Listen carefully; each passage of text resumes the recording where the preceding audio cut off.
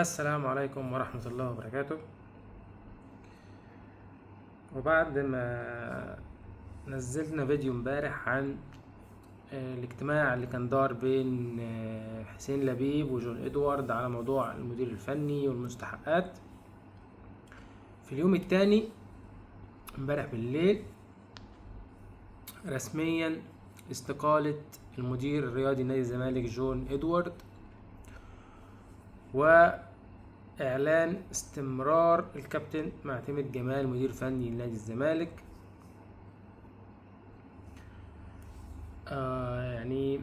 انا كنت عايز معتمد جمال يكمل، لكن ما كنتش عايز جون ادوارد يمشي.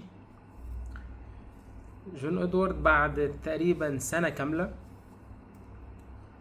مع النادي اشتغل في ظروف صعبة جدا، يعني لم الفرقة وخلاهم يتمرنوا برا النادي في ملعب الكلية الحربية علشان يبعد الفرقة عن اي مشاكل، اي حوارات، اي قصص موجودة في النادي. واشتغل في ظروف صعبة جدا،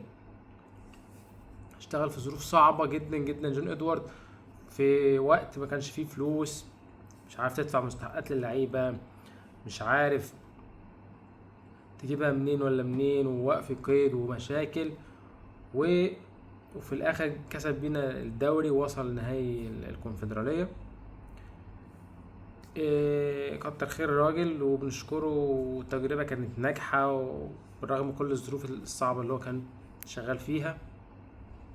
وكان احيانا كمان الناس يعني بتهاجمه وبتحاربه، زي مثلا في نجوم كتير زملكاويه مثلا ما كانش عاجبهم فكره المدير الرياضي وان هو المسيطر وان هو مش عارف ايه، ومع ذلك التجربه نجحت في الاخر. ولكن قبل بدايه بقى الموسم الجديد، هي دي المشكله، ان المدير الرياضي كابتن جون ادوارد كان عاوز يجيب مدير فني اجنبي، اللي هو كان بالنسبه كبيره متفق معاه اللي هو رازوفيتش، ولكن رئيس النادي حسين لبيب ما كانش موافق على مدير فني اجنبي، وكان عايز كابتن معتمد جمال يكمل. دي كانت اول نقطة خلاف بينهم، ان ده عايز معتمد جمال يكمل وده عايز يجيب المدير الفني الاجنبي اللي هو متفق معاه، وانا المدير الرياضي انا اللي اقرر، لا انا رئيس النادي انا اللي اقول او لا. ها ما حصلش بينهم اتفاق. ده غير موضوع المستحقات، ان انا مدير رياضي فانا محتاج مستحقات للعيبه 25% مقدم ما اعرفش للعيبه عشان فلوس المعسكر، الاستعداد للموسم الجديد و الى اخره. والفلوس دي كلها، المطالب اللي جون ادوارد طلبها دي كلها مش جاهزه ومش حاضره، ورئيس النادي قال ان الكلام ده صعب ان انا اوفره دلوقتي، خصوصا ان احنا دافعين فلوس قد كده عشان نخلص القضايا والمشاكل اللي كانت علينا عشان ناخد الرخصه الافريقيه. فبالتالي انت كمدير رياضي طلبت ان انت تجيب مدير فني اجنبي وانت متفق معاه وهم رفضوا، طلبت فلوس ومستحقات وهم رفضوا، قالوا ان ده مش ممكن دلوقتي. فبالتالي الراجل قال لك انا كده مش هعرف ابدا الموسم وقدم استقالته، قال السلام عليكم. الناحيه التانية طبعا من وجهه نظري انا، لا، المدير الرياضي كان لازم يكمل، الافضل للفرقه وللنادي ان هو لازم يكمل، لان الراجل تجربته نجحت برغم الظروف والمشاكل والصعوبات. مشكلته قصدي تجربته نجحت، فكان لازم يكمل. الزمالك تقريبا هو الفريق الوحيد في العالم اللي لما تجربة معاه بتنجح او لما الدنيا معاه بتنجح معرفش بيفرق ما بتكملش التجربة، ما بتكملش دايما. التجربة الناجحة في نادي الزمالك ما بتكملش، زي ما حصل مع جوزيه جوميز لما خد معانا الكونفدرالية والسوبر الافريقي من الاهلي، هوب هرب راح درب في السعودية. زي ما فيريرا جاب معانا بعد غياب الدوري والكاس في 2015، هوب مرتضى منصور مشاه. وهكذا كل ما تجربة بتنجح في نادي الزمالك دايما ما بتكملش سنتين تلاتة على بعض، هي سنة وشكرا. فاللي حاصل دلوقتي ان خلاص مجلس الادارة وافق على استقالة جون ادوارد، واعلن استمرارية معتمد جمال كمدير فني، واعلن ان المعسكر الاستعداد للموسم الجديد هيبدأ يوم الجمعة اللي جاية. وكمان بنسبة كبيرة في كلام ان الكابتن عبد الواحد السيد هيرجع تاني يبقى مدير الكورة. طبعا جون ادوارد لما مشى ما مشاش لوحده، مشى طبعا هو كل التيم اللي كانوا شغالين معاه، بما فيهم مدير الكورة اللي هو الكابتن عبد الناصر محمد. فجون ادوارد مشى هو التيم بتاعه كله، عشان كده عبد الواحد السيد بنسبة كبيرة هو اللي هيرجع يبقى مدير كورة. وفي كلام ان حاليا كابتن حسين السيد من مجلس الاداره هو اللي هيبقى مشرف على الكوره مؤقتا لحد يعني الحين ما يجيبوا مدير رياضي جديد. يعني هو تجربه المدير الرياضي في كلام ان مجلس الاداره مش ضد الفكره بتاعت المدير الرياضي، واكبر دليل ان هم هيبحثوا هيجيبوا مدير رياضي جديد مكان جون ادوارد. مين هو لسه مش واضح مين بالظبط. يبقى حسين السيد مشرف على الكوره، مدير كوره الكابتن عبد الواحد السيد، والمعسكر هيبدا ان شاء الله من الجمعه اللي جايه. ايه بقى التفاصيل او الحاجات اللي لسه ممكن تحصل بعد كده، يعني نتائج وعقوبات او عواقب اللي حصل ده واستقالة جون ادوارد.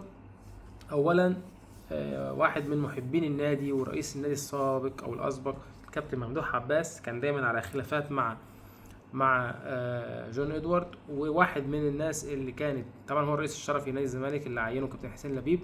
واحد من الناس اللي كانت عايزه معتمد جمال يكمل، مش بس حسين لبيب ومجلس الاداره، لا الكابتن ممدوح عباس كان عايز معتمد جمال يكمل، وكان رافض فكره المدير الفني الاجنبي، ودايما كان على خلافات بينه وما بين جون ادوارد. حتى الدعم اللي احنا كنا بنسمع ان في دعم ممدوح عباس مع دعم مادي وكده كان بيتوقف برضه بسبب جون ادوارد. فنتوقع ان موضوع واسم ممدوح عباس يبدا يتردد تاني الفتره اللي جايه بعد استقاله جون ادوارد، ونبدا نشوف يمكن دعم مادي من ممدوح عباس لنادي الزمالك، ونشوف كمان ايه اللي هيحصل الفتره الجايه. الفرقه هترجع تتمرن تاني في النادي، طيب الامور هتمشي ازاي؟ هي كلها كام يوم والموسم والدوري هيبدا، كلها تقريبا 3 اسابيع والدوري هيبدا، وهنشوف.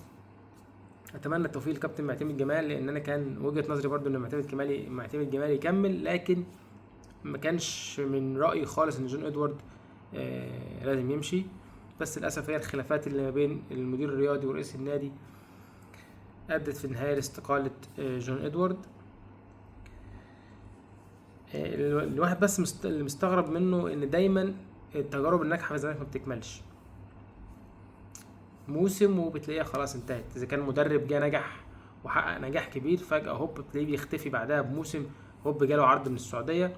اذا كان معاك مدرب مخضرم زي فريرا وجاب لك دوري وكاس في نفس الموسم بعد غياب، هوب رئيس النادي تعبان شويه، هوب راح ممشيه قال لك في الخراره مش الخراره.